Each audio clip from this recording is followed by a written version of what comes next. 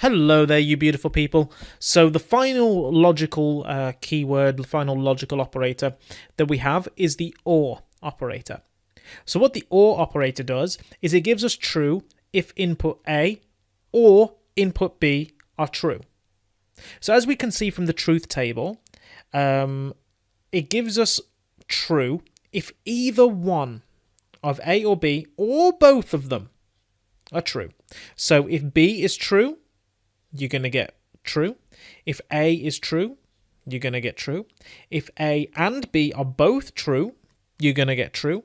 But if they're both false, then you're going to get false. So basically, OR is a very forgiving type of logic. So you use it if you just want to check whether any of these conditions are true. So let me show you an example. Okay, so let's create a variable called C, and let's set that equal to 5, and D is going to be -1. So let's have our logic, our if statement, say if C is greater than 1, or in lowercase, sorry, or D is greater than 1, then print it worked. And that worked, right? So let's see why. So is 5, well, first thing it's going to check is C greater than 1? C is 5, so is 5 greater than 1? It is, right? So we're going to get true. Then you've got OR in the middle. Now, is D greater than 1? Is -1 bigger than 1? It's not, right? So that's going to be false. But because one of the inputs to OR is true, the overall thing gives us true. So that means the condition here is true. If I had C... let's say if I had D is equal to 5, right? And had if C greater than 1 or D greater than 1, print it worked. Okay, so C's 5, right? Is 5 bigger than 1? Yes, it is. Okay, so we get true for that. Is 5 now, because D's 5, is 5 bigger than 1?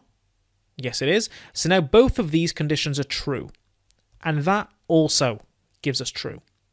The only way that this will fail is if both are false. So if I said if C is greater than 100 or D is greater than 100, print it worked. I can't spell. It worked. That's not going to work, right? Because C is 5. 5 isn't greater than 100, so you get false.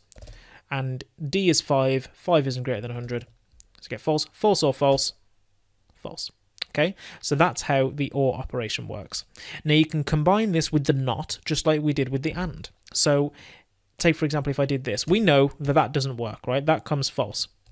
But if I did a NOT here and put a bracket around all of this, now I'm saying take the NOT of whatever this gives. We know this gives false, so what's not false? It's going to be true, right?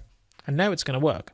So that's how you can combine together NOT and OR to create a NOR, basically, which just gives you the opposite of what the OR would give.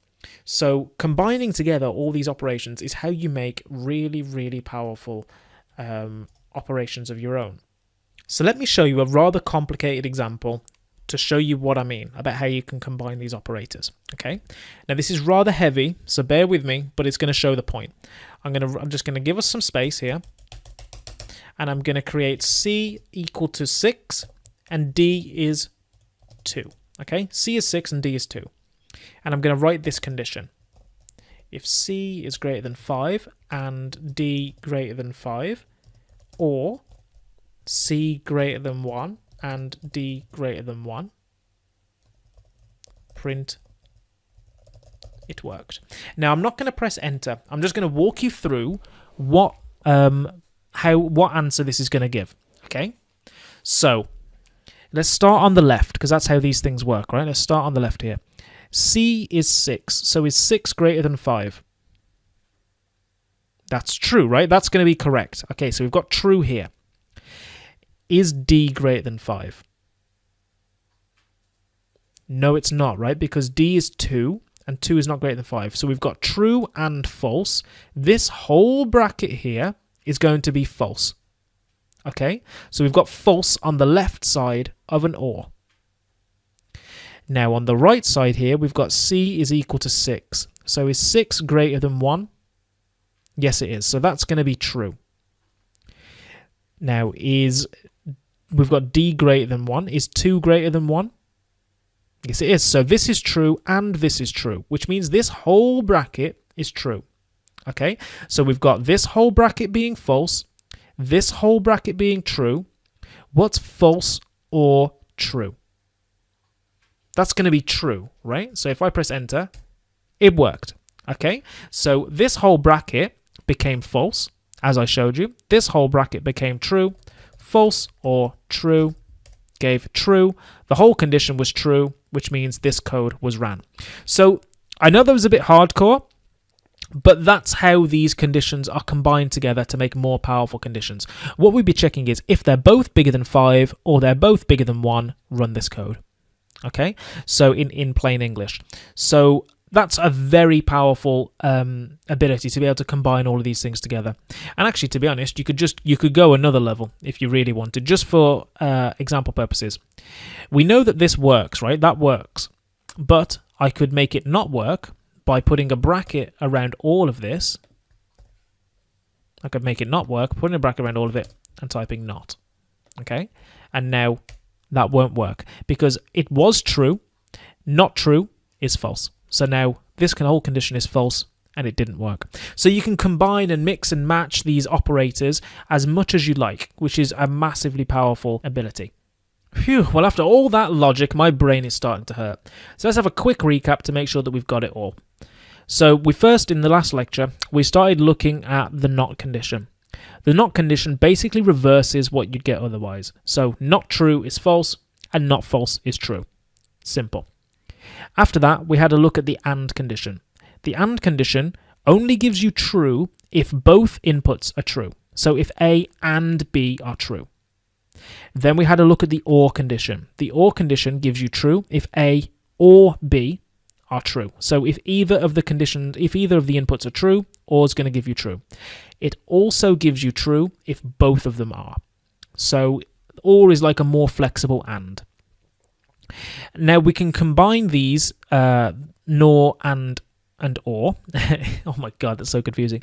But you can combine these three conditions to make more powerful conditions like the one that we saw here. Now obviously this is a lot to take in, and the best way to do it is by practice and trying it in real life in your code. Trust me, when you know what you're looking for and what you're trying to program, all of this is really easy to do.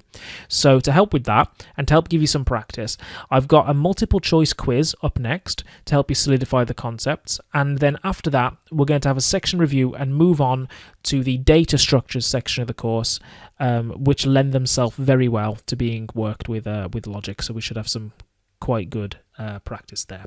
So up next you have the multiple choice quiz, which I wish you the best of luck with, and I'll see you in the section review.